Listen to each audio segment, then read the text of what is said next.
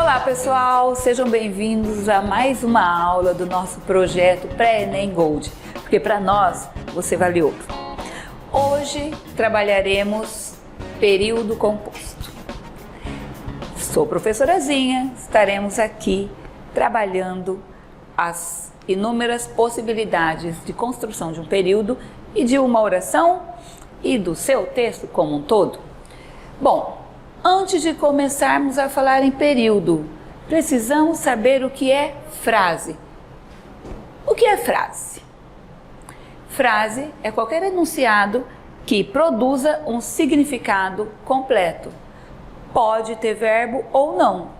Se eu disser silêncio e todo mundo fica em silêncio, eu produzi um significado. Então eu tenho uma frase. Se eu disser estou feliz hoje, apresentar um sorriso e ficar hilariante e as pessoas compreenderem isso, eu também produzi uma frase. A frase pode ter verbo ou não. Se não tiver, é uma frase nominal. Se tiver, é uma frase verbal. O que é uma oração? Uma oração é um enunciado que tenha verbo. Pode ter sentido ou não. Pode transmitir um significado ou não. Então, se eu disser, comprei um carro novo para um amigo em um determinado contexto e ele entendeu essa oração, é uma frase e é uma oração. Porém, se eu entro do nada entre pessoas que de repente eu nem tenho muito acesso, não tenho muito convívio e falo, comprei. As pessoas vão pensar, comprou o quê? Eu falei uma oração, porque eu falei um verbo, mas eu não falei uma frase, porque eu não transmiti um significado. Eu não transmiti uma mensagem para as pessoas. Para ser frase, precisa de um sentido completo, significado. Para ser oração, precisa de um verbo. Só isso. E o período? O período é um conjunto de oração. Para ser período, precisa ter uma oração. Pode ser um período simples. Eu comprei um carro. Ou pode ser um período composto. Comprei um carro, mas vou vender. Tudo bem? Vamos lá para frente? Vamos continuar. Frase, silêncio. E agora, José? Choveu. Professora, choveu é verbo. É verbo. É frase. É frase. É oração? É oração. Também. Não sei o que dizer. Também estou transmitindo o significado. É oração? É oração. É frase? É frase. Agora, oração, precisamos do verbo. Temos a presença de verbos. Acabamos, finalmente. É oração? É oração. É frase? É frase. Levaram tudo. Oração. É provável. Veja bem, é provável. O que é provável? Eu não sei. É oração, mas não é frase. Estamos indo, mas fora de um contexto, estamos indo para onde? Então também é uma oração, mas não é frase. Toda frase verbal é uma oração, mas nem toda oração é uma frase verbal. Ah, professora, eu não entendi isso. Como assim? Toda frase verbal é uma oração, mas nem toda oração é uma frase verbal. Tem um exemplo mais prático. Todo cuiabano é brasileiro, mas nem todo brasileiro é cuiabano. Isso acontece com as frases. Então, né? As frases são marcadas com pontuação, são marcadas com principalmente a entonação e às vezes na oralidade até com gestos, com os olhares. Se as frases não forem marcadas com pontuação, são palavras soltas, certo? São palavras soltas. E aí não faz sentido. Palavras soltas não fazem sentido. E o período, como eu disse para vocês, é um conjunto de oração.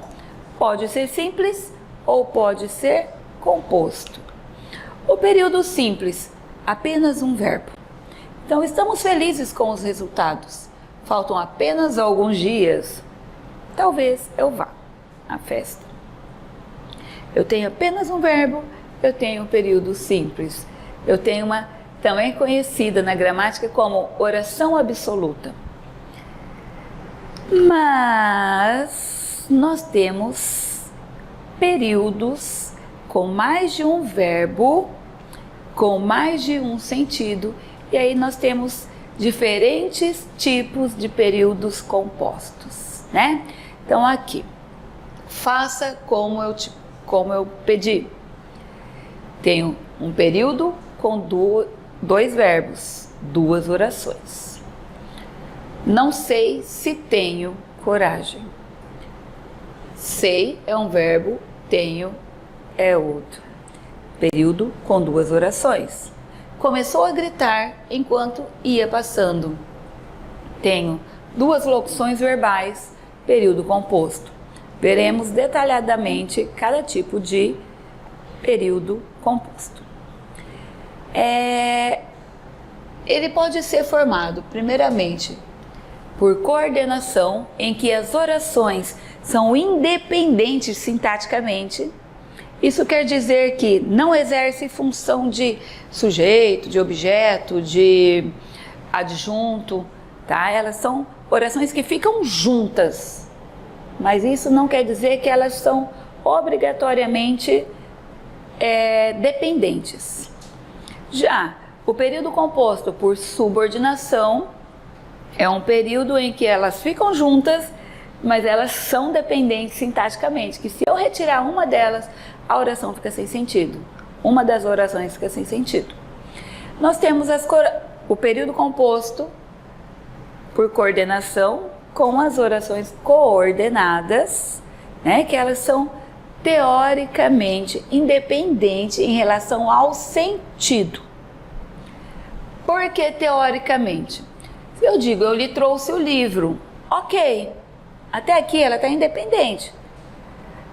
Mas quando eu digo, mas você não o leu, ela, de certa forma, fica com uma dependência da primeira, tá? Então, nós falamos que ela é independente, mas em relação à gramática, porque essa não faz papel sintático, nenhuma função sintática para essa segunda oração, como acontece com as orações subordinadas. As coordenadas são divididas em assindéticas, que não possuem conjunção ou conectivos, e as sindéticas, que possuem conectivos. Aqui nós pegamos alguns exemplos de orações coordenadas assindéticas, aquelas que só estão separadas por pontuação, por vírgula. Chegamos na praia, nadamos, jogamos, comemos. Não preciso colocar nenhum conectivo para que o seu sentido seja completo. As pessoas entendem esse período. Pegou a chave, abriu a porta, suspirou fundo. As pessoas compreenderam o sentido desta oração. Não tem vontade de comer, estudar, sair. De uma certa gradação, há um certo sentido, e as pessoas não precisam acrescentar conectivo nestas orações. Agora, as coordenadas sindéticas, elas precisam de conectivos, ou seja, conjunções, síndetos, né? Por isso elas são chamadas de sindéticas. Elas se classificam em aditiva, adversativa, alternativa, conclusiva e explicativa. Sigam na próxima aula, teremos uma aula dedicada só para elas, só para as coordenadas. Mas hoje nós vamos continuar falando sobre o período composto. Bem, pessoal, vocês viram que as assindéticas, as coordenadas, principalmente as assindéticas, elas não exercem função sintática para outras, diferente das subordinadas. As orações subordinadas exercem alguma função sintática, por isso o nome subordinada. Toda subordinada tem uma oração principal. E toda oração principal, sozinha, não transmite o significado. Ela precisa da subordinada. Então, nós temos aqui, eu disse. Fica precisando de quê? De uma outra oração para dar um sentido. Fica precisando de um complemento.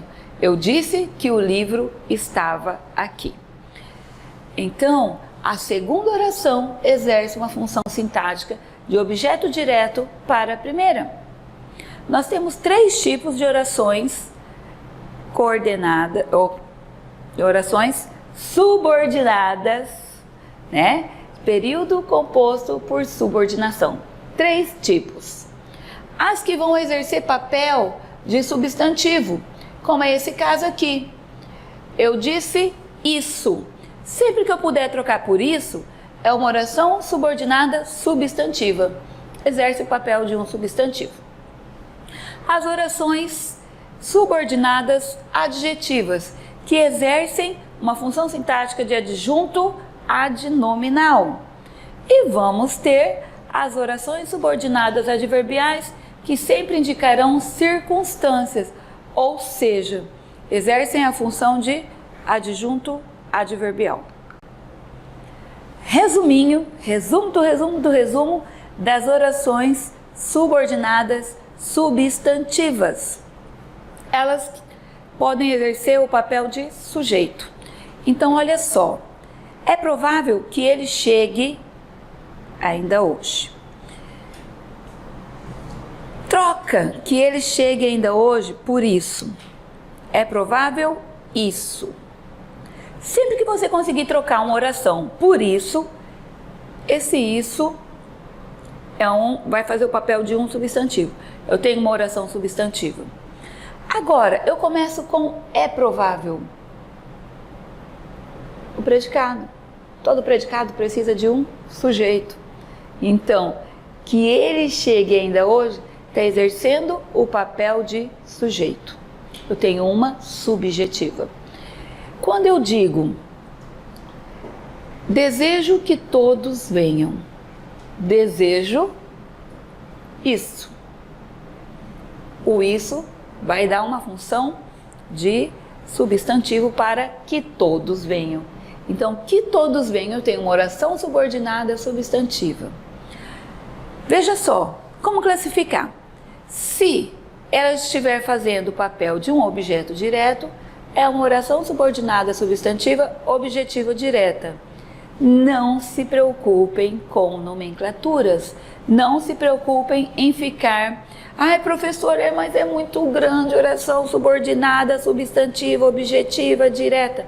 Na verdade, a grande maioria das provas de Enem, as provas dos vestibulares do Brasil, cobram o significado que ela transmite. Se ela faz um papel de substantivo, se ela faz um papel de sujeito, se ela faz um papel de objeto.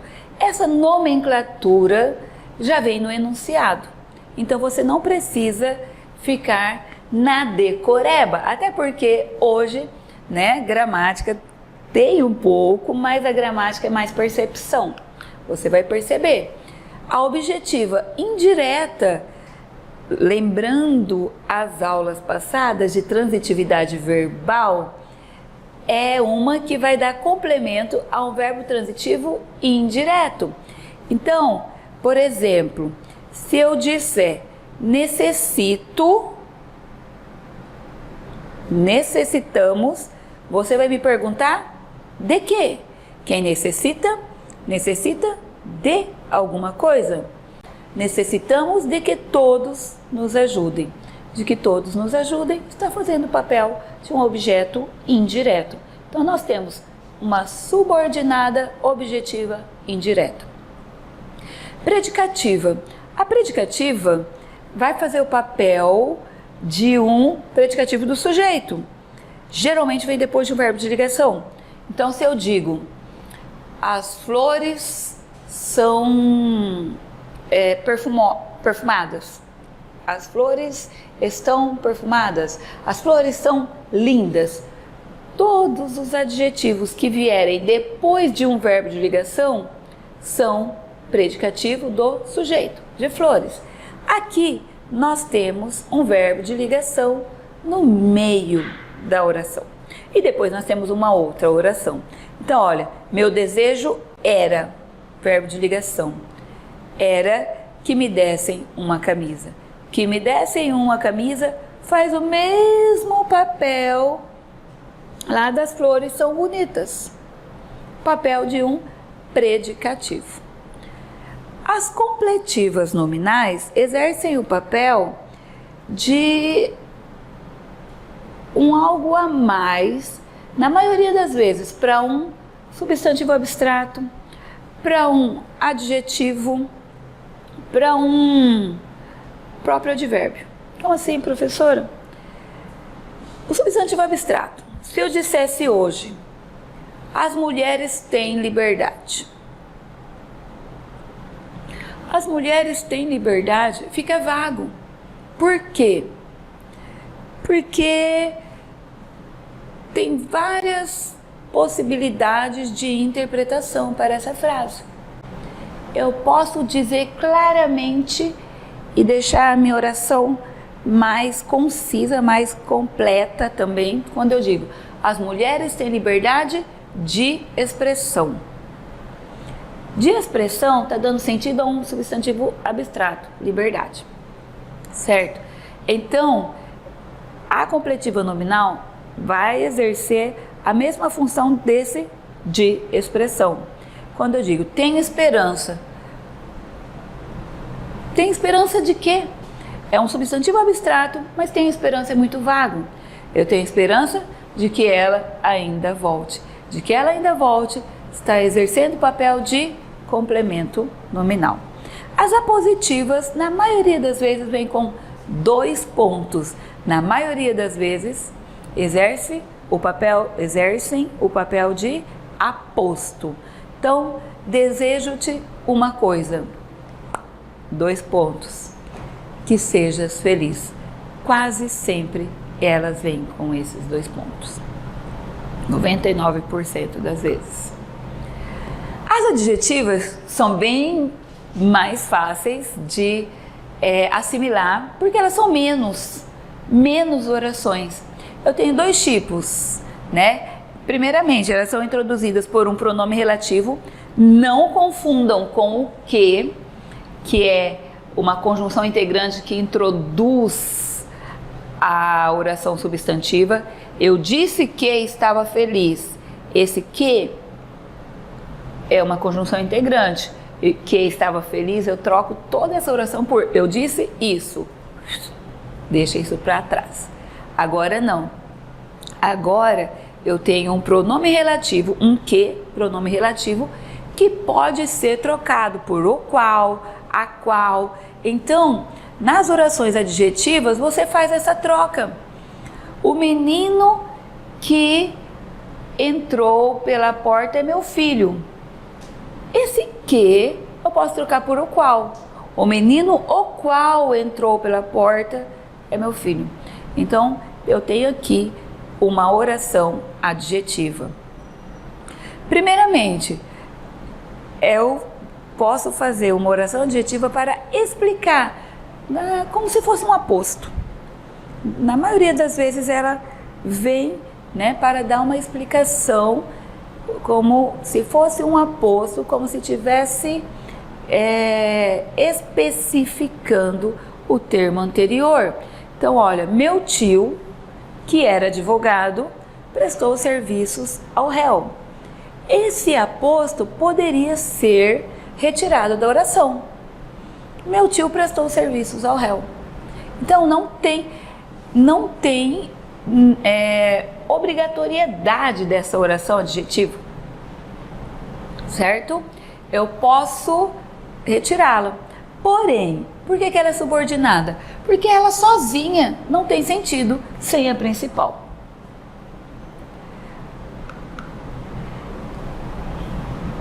Eu tenho ainda as orações restritivas.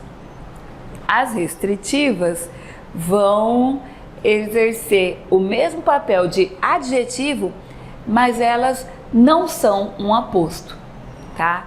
Eu tenho simplesmente uma informação a mais.